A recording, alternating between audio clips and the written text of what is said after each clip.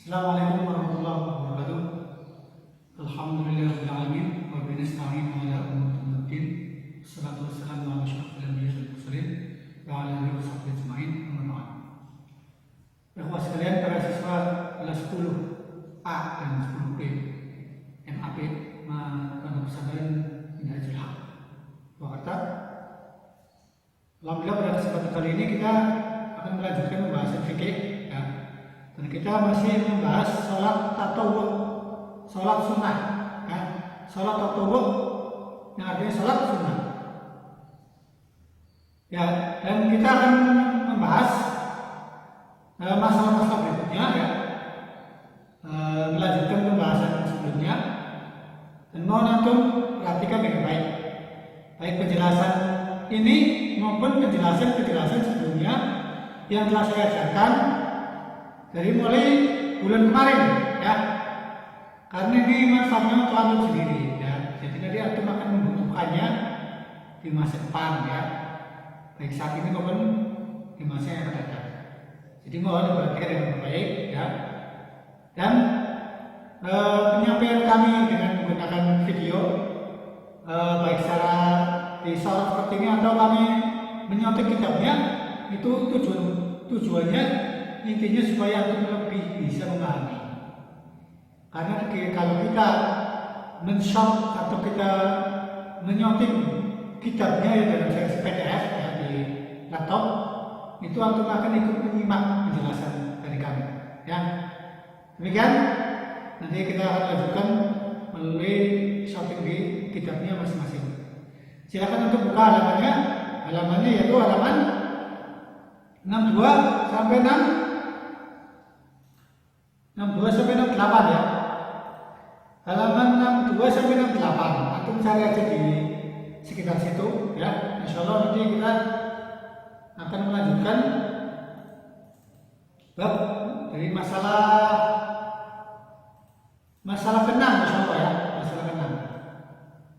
Masalah ke-6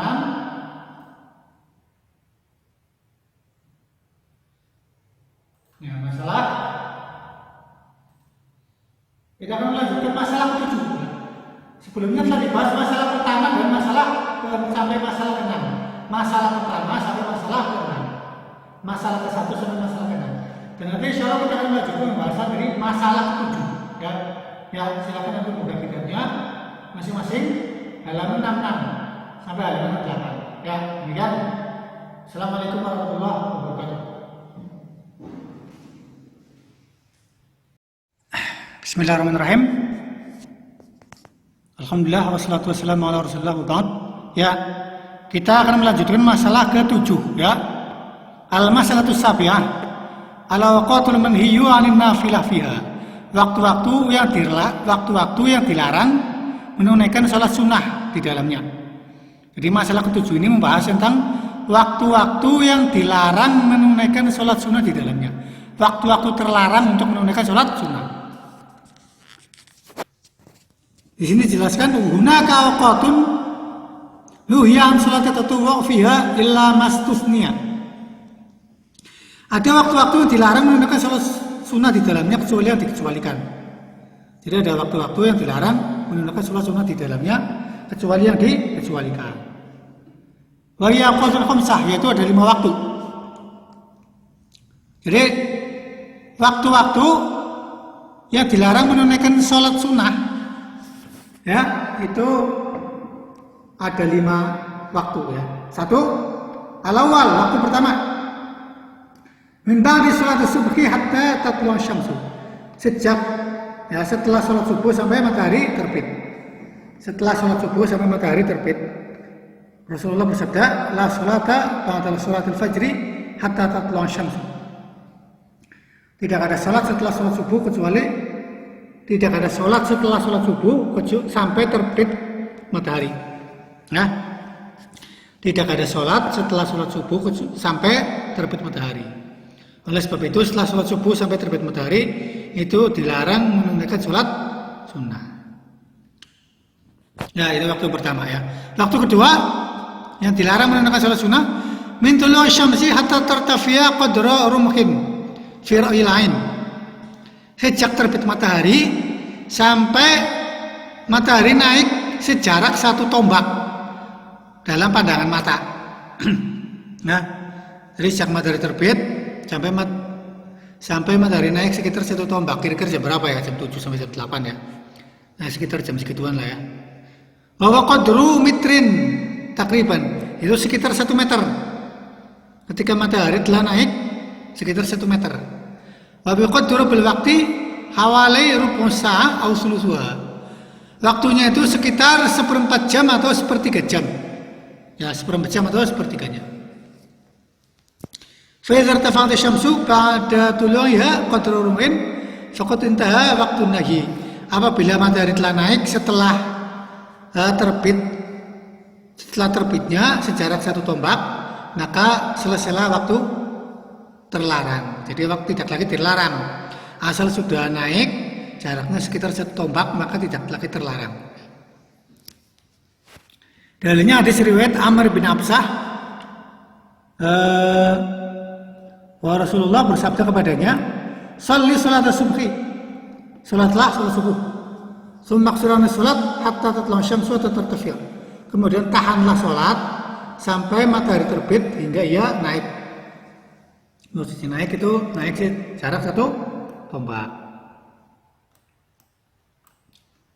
Kemudian waktu ketiga, waktu terlarang menunaikan salat sunnah adalah inda qiyamis syamsi hatta tazula ila jihatil gharb. Ketika matahari itu berdiri sampai dia tergelincir ke arah barat. Wa yadkhulu waktu zuhri, dan masuk waktu zuhur. Jadi waktu ketiga adalah ketika matahari telah berdiri sampai dia tergelincir ke arah barat, bergeser ke arah barat, dan masuk waktu zuhur. Ya, ini ya maksudnya dia sejak di tengah-tengah ya, dari matahari berada di tengah-tengah langit sampai dia bergeser ke arah barat dan masuk waktu zuhur. Inilah waktu terlarang. Nah, ini dalilnya hadis Uqbah bin Amir. Salatu sa'atin kana Nabi sallallahu alaihi wasallam yanhana an nusalliya fihinna wa naqru fihinna mautana. Ada 3 waktu yang Rasulullah melarang kita sholat di dalamnya dan mengubur orang-orang yang mati di antara kita. Di antaranya adalah akhirnya yaqumu qa'imu dhahira tatazula, dan pada ketika matahari telah berada di tengah langit sampai ia bergeser ke arah barat, sampai dia tergelincir ke arah barat. Ya. Kemudian waktu keempat, waktu terlarang adalah min sholatil asri ila ghurubisy syamsi. Setelah sholat asar sampai matahari terbenam. Setelah sholat asar sampai matahari terbenam. Sebagaimana sabda Rasulullah, la sholata ba'dal fajri hatta tatlu'a syamsu, wa la sholata ba'da sholatil asri hatta taghiba syamsu. Tidak ada sholat setelah subuh sampai matahari terbit, dan tidak ada sholat setelah sholat asar sampai matahari terbenam. Ini waktu keempat ya, waktu terlarang yang keempat. Kemudian waktu kelima adalah waktu Khamis.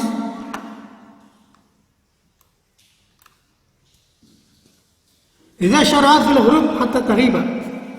Ketika matahari telah menuju ke tenggelam sampai dia benar-benar tenggelam. Ketika matahari mulai akan tenggelam sampai ia benar-benar terbenam, sampai benar-benar hilang. Ya. Jadi waktu kelima adalah ketika matahari mulai akan terbenam sampai dia benar-benar terbenam. Ya. Jadi ketika mulai belum terbenam betul, sudah mulai akan terbenam. Ya, sampai ya benar-benar terbenam. Ya. Itu waktu kelima. Itulah waktu kelima, waktu terlarang menunaikan sholat sunnah. Ya. Adapun hikmah larangan dari menunaikan sholat pada waktu tersebut adalah amma hikmatun nahyan sholat fi hadzal waqt. Adapun hikmah larangan menunaikan sholat pada waktu tersebut adalah faqad bayyana Nabi sallallahu alaihi wasallam anal kuffara ya'buduna asy-syamsa 'inda tulu'iha wa 'inda ghurubiha. Rasulullah menjelaskan bahwasanya orang kafir itu menyembah matahari ketika matahari terbit dan ketika matahari terbenam. Fatakunu sholatul muslim fi tilkal awqat fiha musyabbatun. Sehingga bila orang Islam menunaikan sholat pada waktu-waktu tersebut, maka dia akan menyerupai orang-orang kafir. sehingga dilaranglah menunaikan sholat pada waktu-waktu tersebut, yaitu ketika matahari terbit dan ketika matahari terbenam. Ya, itu hikmahnya ya. Itu hikmah dari larangan menunaikan sholat pada waktu-waktu tersebut. Ya.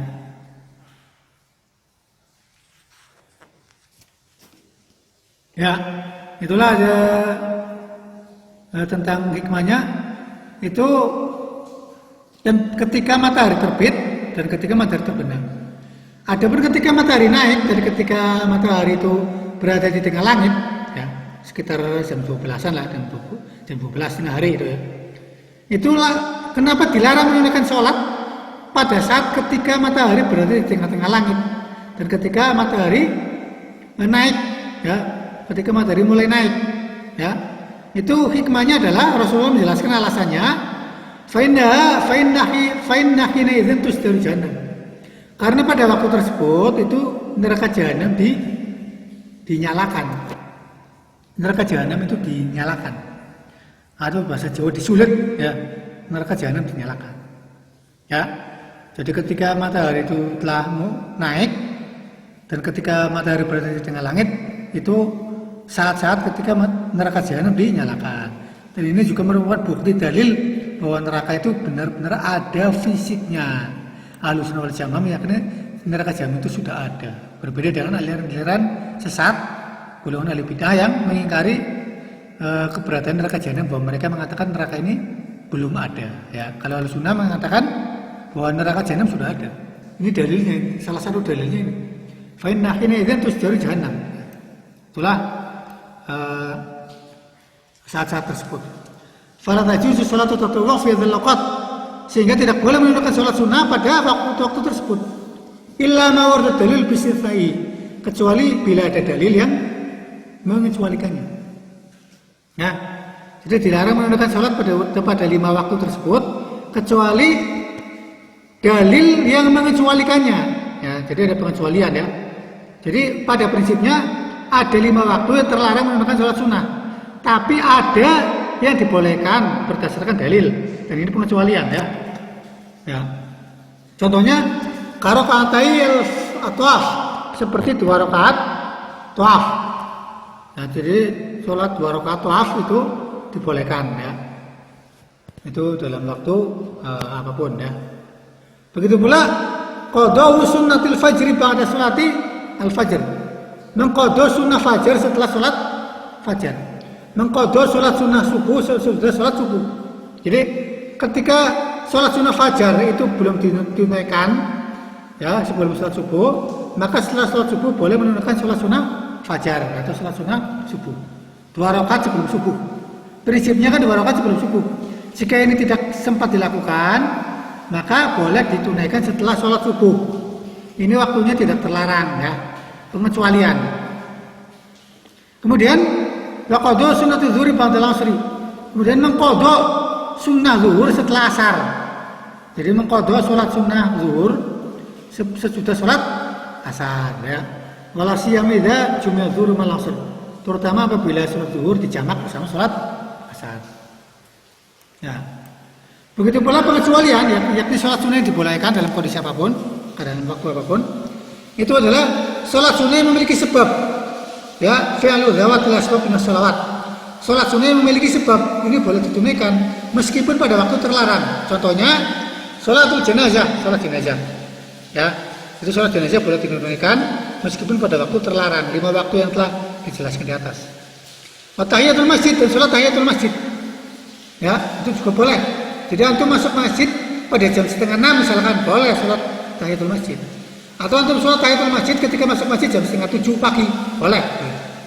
Ketika matahari belum sampai 1 tombak, boleh. Kemudian sholatul kusuf, sholat gerhana, ini juga sholat yang dikecualikan, boleh ditunaikan pada waktu terlarang. Wa kadzalika qadhul fardhu faita min hadhil awqat. Begitu pula mengqadha sholat fardu pada waktu-waktu terlarang. 5 waktu yang telah dijelaskan di atas. Ini boleh ya, dibolehkan mengqadha sholat fardu pada waktu-waktu terlarang yang 5 di atas. Ya, berdasarkan sabda Rasulullah secara umum, Mana am salatin aw nasiha fal yusalli idza dzakara. Barang siapa ketiduran sehingga tidak menunaikan salat, aw nasiha atau lupa, fal yusalli idza dzakara, maka hendaklah dia salat ketika ingat. Ya, hendaklah dia salat ketika ingat. Walianal faraid dainun, wajibul ada. Samping itu salat fardu adalah hutang yang wajib ditunaikan, hutang yang wajib dibayar. Fatwa dia mata dzakara insan. Maka seorang itu harus menunaikannya ketika dia mengingatnya. Ya, inilah pembahasan tentang sholat sunnah ya. Telah selesai ya untuk pembahasan sholat sunnah. Semoga penjelasan yang ringkas ini bermanfaat ya, baik untuk kami pribadi maupun untuk antum semua, dan semoga menjadi ilmu bermanfaat untuk kita semua ya, untuk kami dan untuk antum semua ya. Mari kita akhiri dengan kafaratul majlis. Subhanakallahumma hamdika asyhadu an la ilaha illa anta astaghfiruka wa atubu ilaik. Wassalamualaikum warahmatullahi wabarakatuh.